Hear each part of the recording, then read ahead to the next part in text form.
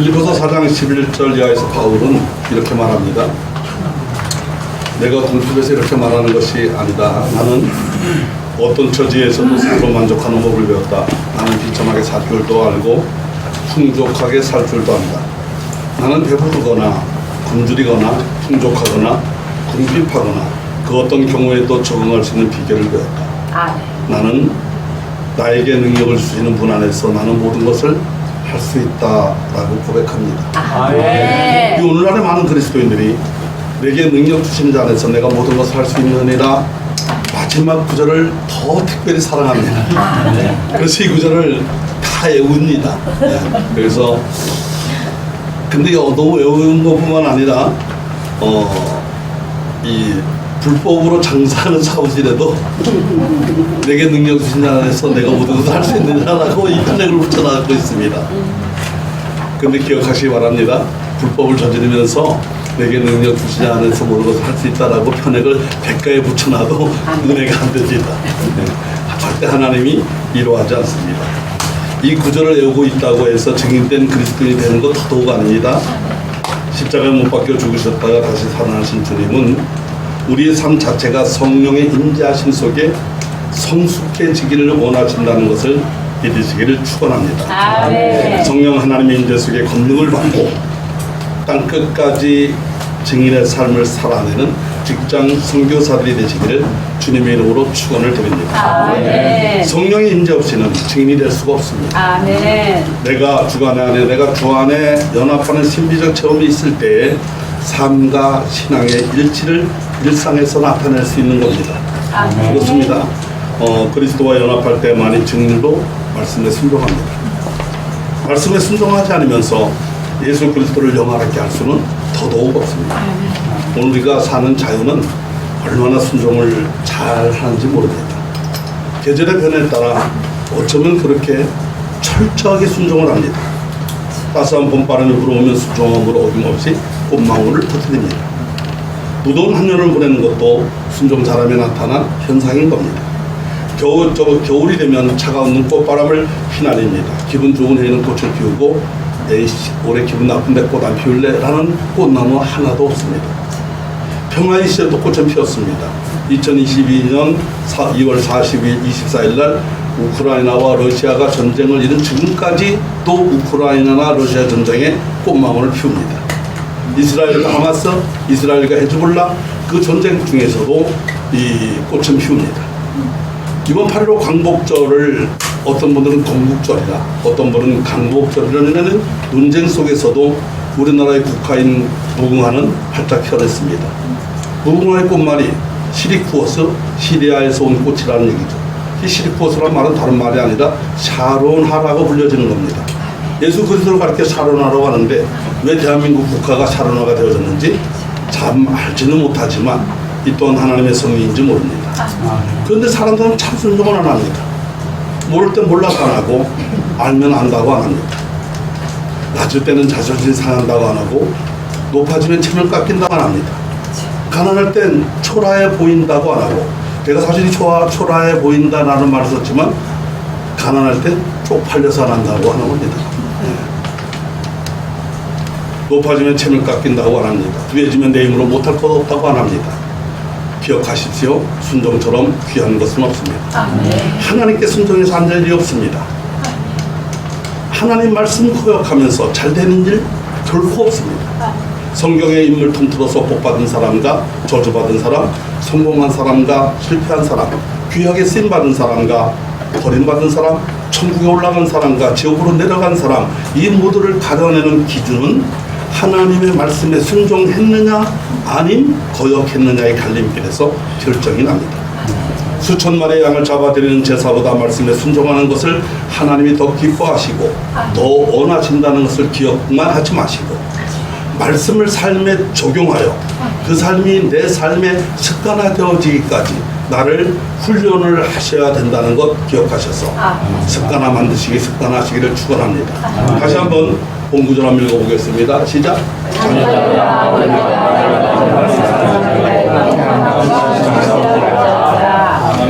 이 말씀대로 말까지로만 사랑한다고 하지 마십시오. 행함과 진실함으로 사랑하라는 말씀에 순종하는 종들 되셔야 됩니다. 다시 말씀드려요. 혀로만 사랑하는 직장 선교사가 아니라 우리의 행함 속에 진실한 사랑으로 무장되어진 직장 선교사가 요구되어집니다. 곧 우리의 행함 속에 진실한 사랑으로 무장되어진 직장 선교사에게 나타나는 증거는 형제를 비판하거나 판단하지 말라는 말씀을 삶에 적용해서 나타냅니다. 참된 사랑의 실천, 그것만이 그리스도인의 삶을 살고 있다는 증거이고 실제로 하나님 안에 살고 있음을 알 수 있는 유일한 척도가 되는 겁니다. 근데 안타깝게도 행함과 진실함으로 행하여야 할 사람이 세상적이고 본능적인 욕망에 완전히 물들어서 그 언뜻과는 너무 많이 동떨어져 버렸습니다. 사랑이라는 이 단어가 가장 고귀한 단어 중에 하나인데 어느 날부터인가 가장 천박하게 사용되어지는 단어가 되어버렸습니다. 왜 이렇게 되었을까요? 사랑을 엉뚱한 데서 배웠고 적용했기 때문에 그렇습니다. 드라마나 영화를 통해서 혹은 인생들이 써놓은 이런저런 책에서 사랑을 배웠기 때문에 그런 줄도 모릅니다. 제가 세상에 들어오고 난 뒤 모든 것이 제 권세 앞에 뒤틀려지는 이 세상에서 사랑을 배운 것이 문제인 겁니다. 세상이 말하는 사랑과 성경이 말하는 사랑, 성경에 나오는 이 사랑이라는 단어는 동일한 단어가 분명합니다. 그러나 그 의미는 전혀 다릅니다. 이 세상에서 말하는 사랑, 곧 거짓되고 오염되어진 사랑은 자기 중심적이 됩니다. 그래서 사랑은 반드시 하나님께 배워야 되고 하나님께 배워야만 진실되고 참된 사랑을 실천할 수 있는 겁니다. 한 사람이 마음을 다해서 지난날을 회개합니다. 그때 그 사람에게 일어나는 가장 커다란 변화는 하나님을 뜨겁게 사랑하게 됩니다. 하나님의 성품을 경험하고 그리스도의 인격을 경험하게 될 때 십자가의 사랑을 알게 될 때 더 이상 이전처럼 냉담한 태도로 종교적인 의무를 행하는 교회 생활, 직장 생활로는 만족할 수 없습니다. 하나님의 거룩하고 감미로운 사랑을 맛본 우리 영혼은 보다 더 친밀한 하나님의 사랑을 알고자 헐떡이며 그분의 손길 스치신 한 번에도 가슴이 저리도록 감격하는 겁니다. 모든 그리스도인에게 그랬던 것처럼 주님께서 저와 저의 영혼을 만드시고 지나가신 이후로 저도 저희 신앙생활의 화두는 사랑이었던 때가 있습니다. 하나님이 그 사랑이 저를 지금까지 버티고 어떻게 하면 견디고 여기까지 이끌어 왔는지도 모릅니다. 그런데 안타깝게도 여전히 버리지 못하는 나 자기의 사랑과 세상 사랑 그리고 그 때문에 하나님의 사랑을 잃어버린 채 아프고 부끄러운 신앙생활을 한 경험들도 있었던 것도 고백합니다. 저는 직장 선교사 여러분들이 하나님과의 환희에 넘치는 그 사랑의 증인이 되시기를 주의 이름으로 축원합니다. 하나님의 불강력적인 은혜, 거절할 수 없는 은혜를 누릴 수 있기를 간절히 소망합니다. 그래서 한번 물어보겠습니다. 정말 사랑하며 살아오셨습니까? 정말 그리스도인으로 사랑하면서 살고 있으십니까? 문제는 사랑이 뭔지 제대로 알지도 못하면서 어떻게 제대로 사랑했다고 말할 수 있느냐는 겁니다. 할아버지 할머니 두 분이 계셨습니다. 그래서 알콩달콩 사랑하면서 살았습니다. 그러다 어느 날 할머니가 돌아가시게 됐습니다. 할아버지가 돌아가신 할머니 옆에 앉아서 손을 꼭 잡고 이렇게 말씀하셨습니다. 여보기 할망구, 자네가 떠나가면 난 어떻게 살라고 이렇게 넋두리를 놀아놨습니다.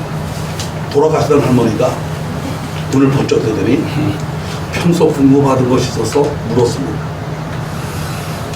당신 나 사랑하기는 했어? 한번 해보겠습니다. 당신 나 사랑하기는 했어? 그러니까 할아버지가 할 만큼 딱 만큼 사랑한다는 거 당신이 알잖아.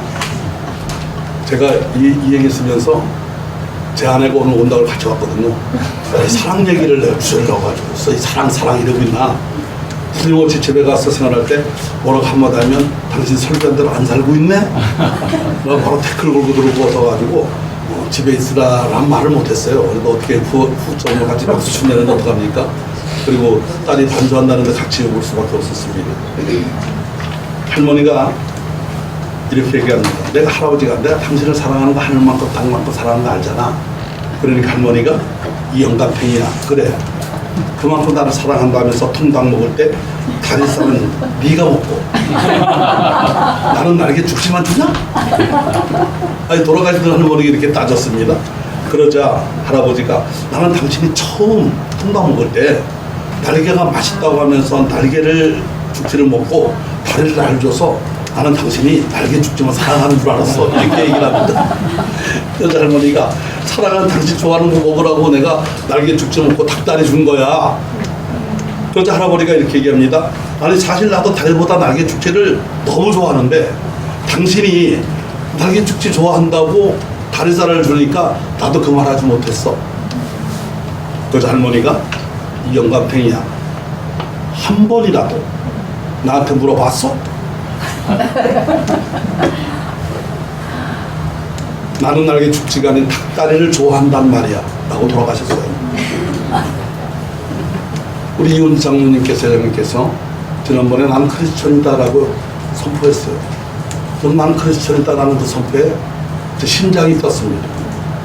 그리고 실천적 크리스천이 되고자 신앙 실천 10계명을 너무 감동을 받았습니다. 중요한 것은 나는 크리스천이다 신앙 실천 10계명을 쉼없이 외워도 크리스천 삶을 살아내지 못하면 죽을 때 사랑한다고 말이나 해봤어? 물어보기나 해봤어? 라는 꼴이 되는 겁니다. 우리를 사랑하시는 하나님은 독생자를 보내시고 그분을 십자가에 못 박아 죽이시면서까지 우리를 사랑하셨고 오늘 저와 여러분들을 거룩한 백성 성도라 불러주셨습니다. 십자가 사랑으로 성도되어진 저와 여러분들을 포함한 모든 직통 선교사들은 일상에서의 삶과 신앙이 일치되어야 하고 행함과 진실한 사랑으로 주님의 영광 드러내셔야 되는 겁니다. 아멘. 그래서 우리는 내게 사랑이 없음을 고백하고 부족함을 고백하고 사랑을 모르기 때문에 하나님 제게 사랑을 가르쳐 주십시오. 이렇게 간구하되 그 사랑을 내 안에 부어달라고 부르짖으셔야 됩니다. 아멘. 근데 우리는 사랑을 아는 걸로 착각합니다. 사랑하는 줄 착각하게 하는 가장 큰 이유 중에 한 가지가 사랑 없이도 너무도 훌륭해 보이는 일들을 이루어냈고 이루어가고 있기 때문에 그렇습니다. 그런 우리들에게 바울은 고린도 교회 성도들에게 사랑 없이도 너무나 훌륭하고 아름다워 보이는 일들을 많이 행해주고 있다라고 말합니다. 그러면서 사실상 고린도전서 13장 1절에서 내가 사람의 방언과 천사의 말을 할지라도 사랑이 없으면 소리나는 구리와 울리는 꽹가리가 된다 하고 얘기합니다. 이 말은 유창한 말을 하고 천사와 같은 황홀한 말을 해도 사랑하지 않으면 녹슨 문에서 나는 삐걱거리는 소리에 지나지 않다라는 이야기인 겁니다. 바울은 계속해서 얘기합니다. 내가 예언하는 능력이 있어 모든 비밀과 모든 지식을 알고 또 산을 옮길 만한 모든 믿음이 있을지라도 사랑이 없으면 이 말은 사랑 없이도 예언할 수 있고 사랑 없이도 박성수 장로님 회장이 모신 박성수 장처럼 새직선 회장님이 될 수가 있고 이훈 장로님처럼 한일선 대표회장도 될 수가 있고 김창룡 목사처럼 목사가 될 수가 있고 사랑 없이도 선교사가 될 수가 있다는 얘기입니다. 사랑 없이도 모든 비밀과 지식을 풀줄 알고 사랑 없이도 설교할 수 있고 사랑 없이도 산을 옮길 만한 믿음의 역사도 일으킬 수 있다는 말인 겁니다. 그러나 사랑을 없이 행한다면 아무것도 아니라는 겁니다. 아멘. 심지어 고린도서 3장을 이렇게 말합니다. 내가 내게 있는 모든 것으로 구제하고 또 내 몸을 불사르게 내줄지라도 사랑이 없으면 사랑이 없이도 얼마든지 어려운 사람들을 돕고 구제할 수 있는 그 말을 합니다. 어느 정도로 할 수 있느냐? 내게 있는 모든 것 곧 내 전 재산을 다 털어서 구제할 수 있고 내 몸을 불사르게 내어주는 순교의 자리까지 갈 수 있다는 말인 겁니다. 근데 그 모든 것이 사랑이 없는 행동이라면 진실함이 결여되어진 사랑이라면 어떻게 된다고요? 내게 아무 유익이 없다는 겁니다. 그래서 우리 착각할 수 있는 겁니다. 내가 지금 아름다운 말을 하고 다정다감한 격려와 위로의 말을 하고, 내가 지금 신비한 방언과 예언을 하고, 내가 지금 구제와 적선, 자선과 선교, 그리고 희생과 헌신과 봉사 등등 이런 모든 일들을 하고 있기만 하면 자신이 진실된 사랑을 하고 있다고 생각할 수도 있습니다. 교회에서도 마찬가지고, 직장에서도 마찬가지고, 가정에서도 마찬가지입니다. 지금 내가 이런 일을 하고 있으니까 교회와 교인들을 사랑하고 있고, 내가 이런 일을 하고 있으니까 배우자와 자녀들을 사랑하고 있다고 얼마든지 착각할 수 있는 겁니다. 근데 사랑 없이도 그런 일들을 얼마든지 할 수 있다는 이야기가 바울이 하고 있는 겁니다. 다시 한번 정리해보면, 사랑 없이도 얼마든지 그런 일을 할 수 있다. 사랑 없이도 거룩하고 아름다운 회개도 할 수 있고, 사랑 없이도 전 재산도 내놓을 수 있고, 사랑 없이도 목숨까지도 내어놓을 수 있다는 선언인 겁니다. 사랑 없이도 목사가 목회하고 설교할 수 있고, 사랑 없이도 교인들이 교회 곳곳에서 봉사하고 헌신하고 섬길 수 있고, 사랑 없이도 직장에 나가서 일하고 열심히 일하고 그 월급으로 가정을 부양할 수 있고, 사랑 없이도 남편과 아내의 피를 채워줄 수 있고, 자녀들을 공부시키려고 애쓸 수 있다는 말입니다.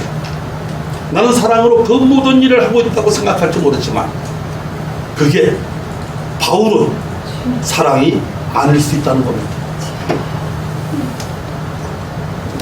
사랑 없이도 얼마든지 그런 일들을 할 수 있다고 주장합니다.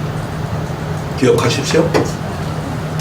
사랑 없이 행해진 천사의 말과 같은 아름다운 말들, 사랑 없이 행해진 위로와 격려, 아무것도 아닌 겁니다. 사랑 없이 행해진 애원, 통찰력 있는 성경 강해와 설교, 깊은 학문으로 책을 쓴다고 해도 아무것도 아닌 겁니다. 사랑 없이 행해진 구제, 전 재산을 다 털어서 어려운 사람들을 위해 헌납한다고 해도 그것이 사랑이 없이 행해진 순교라면, 자기 신앙을 지키겠다고 생명까지 내놓았다 할지라도 사랑 없이 그런 일을 했다면 하나님 앞에 아무런 의미가 없는 겁니다. 우리의 삶의 행함이 진실이 담긴 행동이라면 누군가에게 어느 정도 유익이 될 수 있습니다.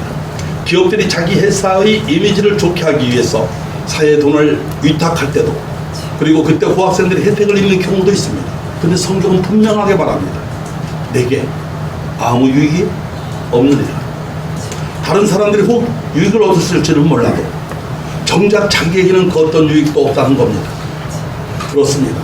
마음, 그 진실함이 없는 행동, 사랑이 결여되어진 자성, 사랑이 없는 말, 그게 사랑이 없는 구제, 그것이 얼마든지 가능합니다. 인간의 욕심과 이기적 욕망이 얼마든지 사랑의 이름으로 행해질 수가 있습니다. 우리가 볼 때는 너무 아름답고 훌륭해 보이는 수많은 일들이 하나님이 보실 때에는 사랑 없이 행해지는 무의미한 일일 수 있다는 이야기를 합니다. 많은 사람들은 말합니다. 사랑하는 마음은 있는데 행동하는 것이 어렵다라고 말합니다. 그러나 성경은 반대로 말합니다. 사랑처럼 보이는 행동을 하는 것은 쉬워도 진짜 사랑하는 것이 어렵다고 말하는 겁니다. 그렇습니다. 사랑처럼 보이는 행동은 얼마든지 할 수가 있습니다. 사랑하지 않는데 구제할 수 있습니다. 사랑하지 않으면서도 예의 갖춰서 다정다감하게 말할 수 있습니다. 겸손하게 행동할 수 있습니다. 이유가 뭘까요? 내가 사랑이 많은 사람처럼 보여주고 싶을 뿐입니다. 내가 사랑 없어서 어떤 문제들이 일어나고 있는 것처럼 보이는 것, 내가 섬기는 신우회가 사랑이 없는 것처럼 보이는 것, 내가 소속되진 기간에 사랑이 결여되어진 것처럼 보이는 것, 내 자존심이 허락하지 않는 겁니다. 그래서 사랑이 없으면서도 얼마든지 교회 안에서, 직장 안에서, 가정 안에서, 그리고 섬기는 삶의 현장에서 사랑이 넘치는 것처럼 보이는 일들을 마치 의무감으로 감당할 때가 너무 많습니다. 안타깝게도 슬픈 현실입니다. 우리는 자존심이나 체면 때문에, 혹은 주변의 시선 때문에, 혹은 자신의 평판 때문에 사랑이 넘쳐나는 것처럼 행동을 하면서도 그것이 사랑이라고 착각할 수 있습니다. 진짜 어려운 것은 사랑처럼 보이는 행동을 하는 것이 아닙니다. 진실하게 자녀들아, 말과 혀로만 사랑하지 말고 행함으로, 진실함으로 사랑하자라고 말하는 것처럼 진실하게 사랑하고 진실하게 행동하셔야 되는 겁니다. 아멘. 물론 거룩한 성도가 되기 전 오늘 저와 여러분들은 다 죄인이었습니다. 그리스도 예수의 십자가 사랑으로 용서받기 전에 우리는 소망이 없는 인생들이었습니다. 그는 우리가 하나님께서 예수 그리스도 이 땅에 보내주시고 그를 십자가에 못 박아 죽이시면서 그 피로 저와 여러분들을 용서함 받은 죄인으로만 불러주셨습니다. 우리는 죄인에서 자유인이 되었지만 과거의 죄의 영향으로 받고 살던 인생들이었기 때문에 사랑 잘못합니다. 사랑한다 말은 하지만 진심 어린 사랑 제대로 못하고 있을 때가 많습니다. 그래서 우리는 기도해야 됩니다. 하나님 앞에서 나의 사랑 없음을 고백하고 사랑을 잘 모른다고 인정하고 하나님 저에게 사랑을 가르쳐 주세요. 제 안에 진정한 사랑을 가득 채워주셔서 그 사랑으로 살게 해주세요라고 간구해야 됩니다. 절대로 내가 생각했던 사랑이 내가 지금까지 해오던 방식과 기준에 맞춘 사랑이 아닐 수 있습니다. 먼저 내 자신을 돌아보시기를 축원합니다. 아멘. 내가 정말 예수 십자가 사랑 안에서 신앙과 삶의 일치를 확증하고 있는가? 사랑이라는 이름으로 어느 누군가에게 아픔을 준 적은 없는지, 사랑이라는 이름으로 누군가에게 고통을 가중시켜 절망케 한 적은 없는지, 아니 내가 정말 나를 사랑했는지, 직장생활 하루 일과를 마치고 잠자리에 누워 살아왔던 하루의 일상을 복귀해 보시기 바랍니다. 바둑 두고 복귀하지 마시고, 제가 아는 어떤 목사님은 강화도에서 작은 교회 부임해 가셨는데 겨울철에는 이 심심하니까 시내 강화 읍내 나와서 기원에 가서 바둑을 뒀어요. 목사님이. 어떤 분이 저 목사님 10,000원 빵 짜장면 내기 한번 하죠? 이렇게 시작이 되었습니다. 그러니까 목사님이 바둑 군대 생활할 때도 바둑 두고 바둑 조금 할 줄 아니까 그럼 합시다. 그래서 10,000원 빵 바둑을 두기 시작하다가 짜장면을 시작하니까 열받으니까 자꾸 두기 시작했어요. 나중에는 교회가 시골교회가 건축하려고 2,000만 원 모아둔 돈도 가서 비원에다 다 잃어버렸습니다. 그래서 그 목사는 쫓겨났어요. 쫓겨나가고 나중에 마지막 12월 달 공동회 때 그 통장 내야 되잖아요. 건축원금 통장 2,000만 원 주는 거. 그러니까 안 내놓으니까 집사님 한 분이 목사님 왜 그 통장을 안 내놓으십니까? 그러니까 머뭇머뭇거리다가 고백하겠습니다. 제가 사실은 심심해서 기원에 갔다가 짜장면 내기 하다가 10,000원 빵 하다가 10만 원 빵 하다가 다 잃어버렸습니다. 그래서 공동회의 끝났습니다. 사랑이 많은 집사님 한 분이 밤에 목사관 찾아가서 목사님 불러내서 겨울 논바다에서 두드려 팼어요. 2,000만 원치 맞으라고. 목사님 그 주간에 도망가셨어요.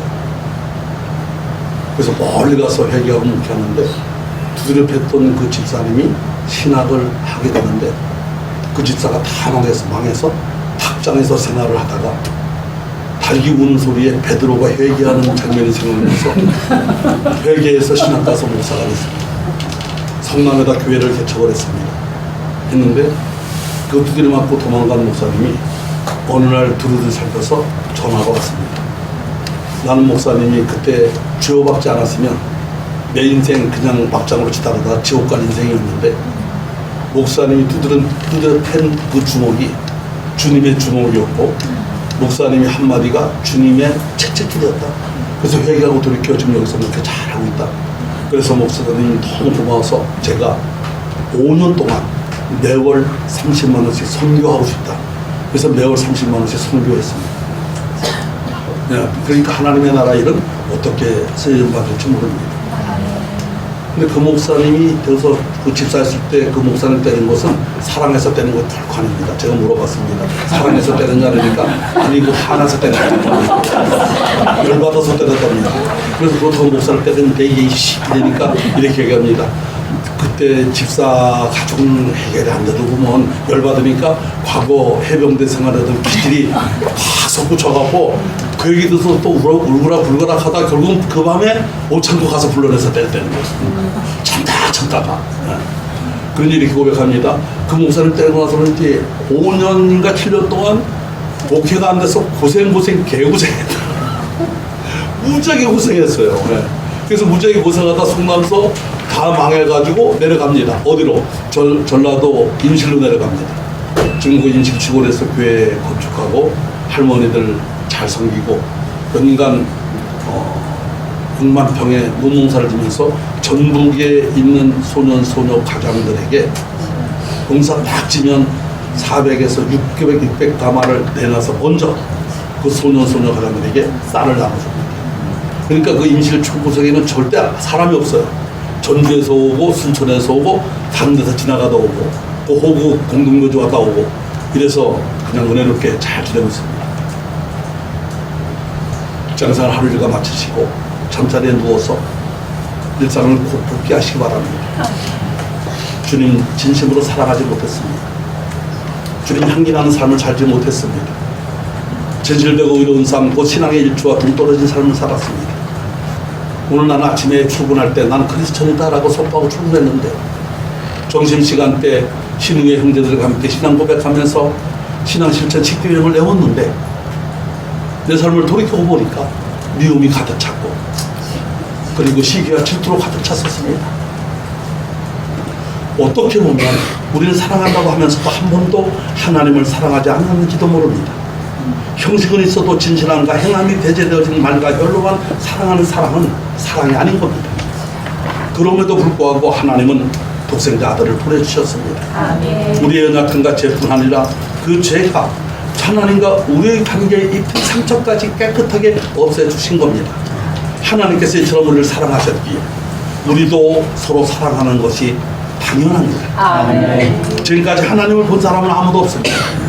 그러나 우리가 서로 사랑하면 하나님께서 우리 안에 머무르시고 그 사랑, 그분의 사랑이 우리 안에서 완성되어 완전한 사랑으로 피어날 겁니다. 아멘. 하나님께서 우리에게 자신의 생명, 당신의 영에서 난 생명을 주셨습니다. 이것을 우리는 하나님 안에 충만하게 살게 된 겁니다. 그분이 우리 안에 살고 계시기에 오늘처럼 무더위에도 불구하고 귀찮고 힘이 들어도 은혜 받고자 거룩한 몸부림을 치고 있는 거 아닙니까? 저는 여기 오니까 비가 딱 그쳤습니다. 근데 저 집에서 출발할 때 얼마나 비가 쏟아지는지 모릅니다. 제가 처음에는 이렇게 얘기했습니다. 은혜의 소낙비라고. 그때 제 아내가 이렇게 얘기합니다. 아멘 했습니다. 너무 많이 쏟아집니다. 그래서 마귀 역사하네 이랬습니다. 마귀가 역사하네 이러니까 김동서 제 아내가 또 한마디 합니다. 하나님의 은혜가 쏟아지려고 하는 거죠. 아멘. 또 다시 저를 또 재각성시켜 줬습니다. 이씨 어떻게 정말 비가 오냐? 막 짜증이 막 나오려고 그러는데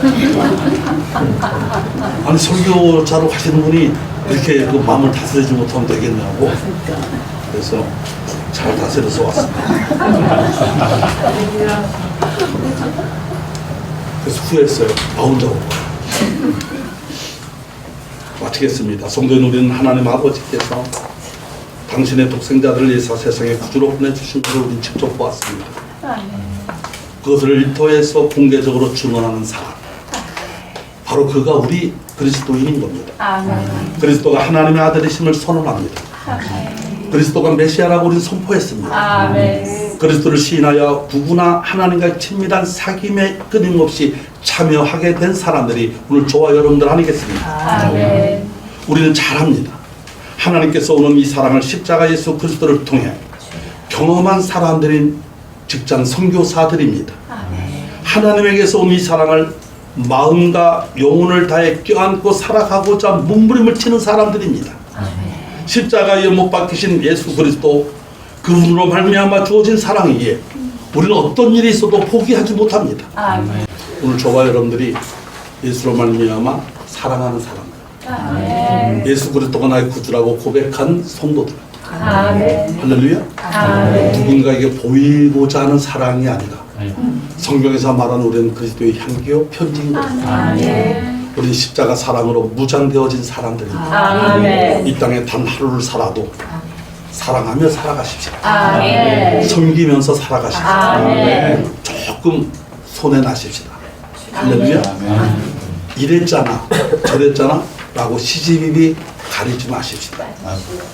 사랑으로 다 포용하면 사랑이 됩니다. 그래서 소수가 모였지만 오늘 이 시간 돌아가실 때까지 사랑으로 충만한 믿음의 종들 되어지기를 주의 이름으로 아멘. 축원을 드립니다.